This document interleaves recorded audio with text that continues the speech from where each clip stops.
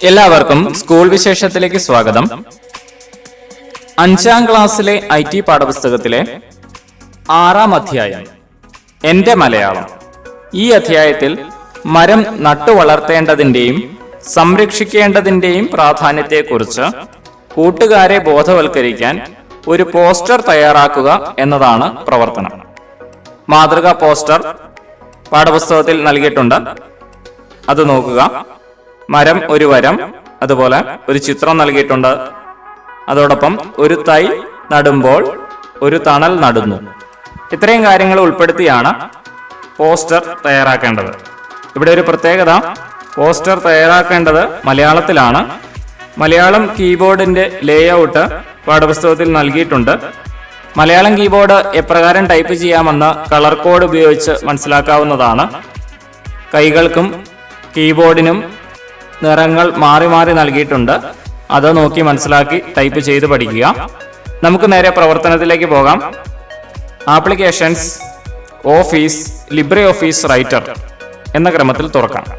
Home ഫോൾഡറിലെ school resources എന്ന ഫോൾഡറിലുള്ള tree.ott എന്ന file തുറക്കുക.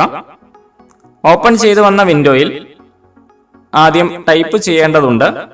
അതിനായി ഇപ്പോൾ നിലവിലുള്ള കീബോർഡ് ലേഔട്ട് ഇംഗ്ലീഷ് ആണ്, അത് മാറ്റി മലയാളമാക്കണം.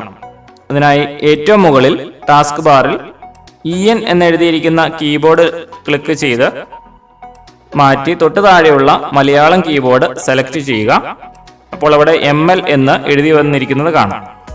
മലയാളം കീബോർഡ് പരിചയപ്പെടുന്നതിനായി പാഠപുസ്തകത്തിൽ നൽകിയിരിക്കുന്ന മാതൃകാ കീബോർഡോ അല്ലെങ്കിൽ ലാംഗ്വേജ് ചേഞ്ച് ചെയ്തപ്പോൾ തൊട്ട് താഴെ നൽകിയിരിക്കുന്ന മലയാളം കീബോർഡ് ലേഔട്ടോ നോക്കി മനസ്സിലാക്കാം.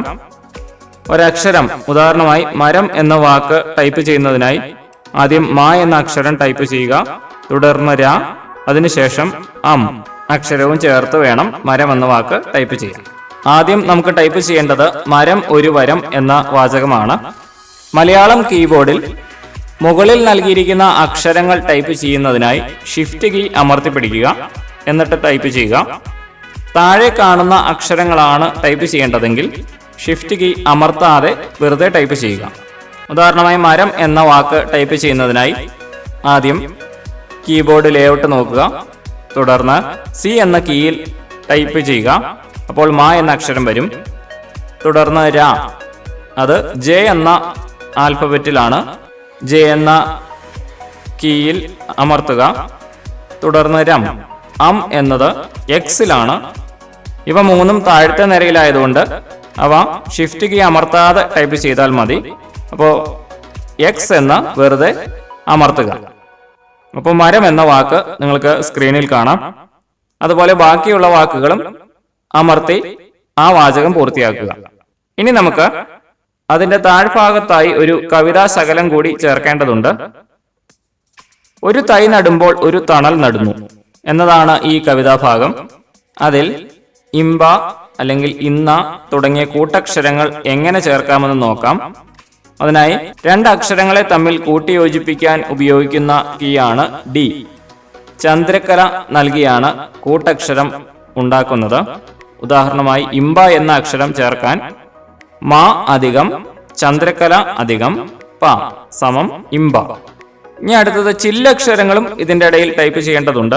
അതും കൂട്ടക്ഷരം ടൈപ്പ് ചെയ്തതുപോലെ തന്നെ ചെയ്യുക.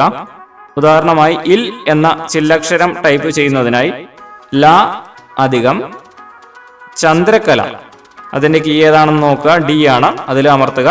തുടർന്ന് മൂന്നാമതൊരു കീ കൂടിയുണ്ട്, അത് ക്ലോസിംഗ് ബ്രാക്കറ്റ് ആണ്.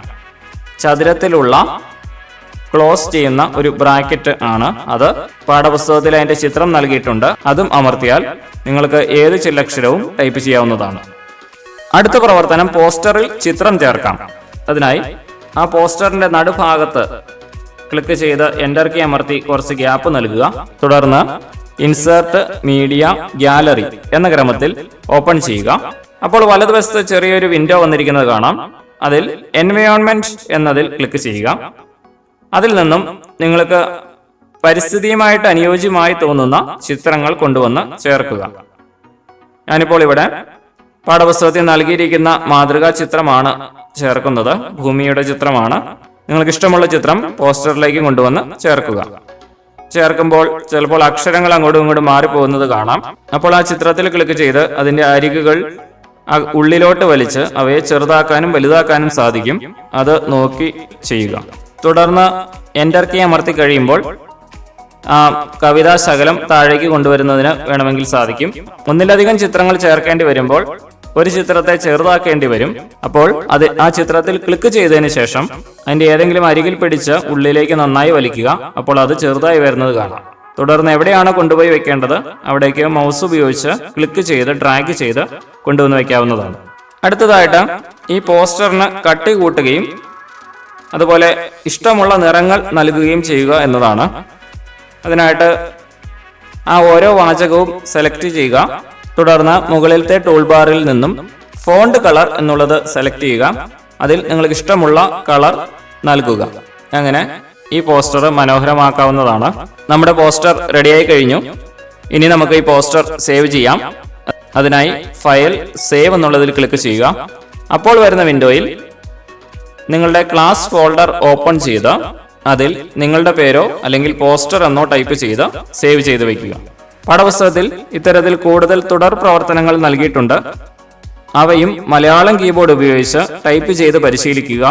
ഇത്രയുമാണ് ഇന്നത്തെ പ്രവർത്തനം. ഞാൻ ചെയ്യുന്ന വീഡിയോകൾ നിങ്ങൾക്ക് ഇഷ്ടപ്പെടുന്നുണ്ടെങ്കിൽ എന്റെ ചാനൽ സബ്സ്ക്രൈബ് ചെയ്യുക. തൊട്ടടുത്തുള്ള ബെല്ലൈക്കൻ കൂടി അമർത്തിക്കുക. Thank you.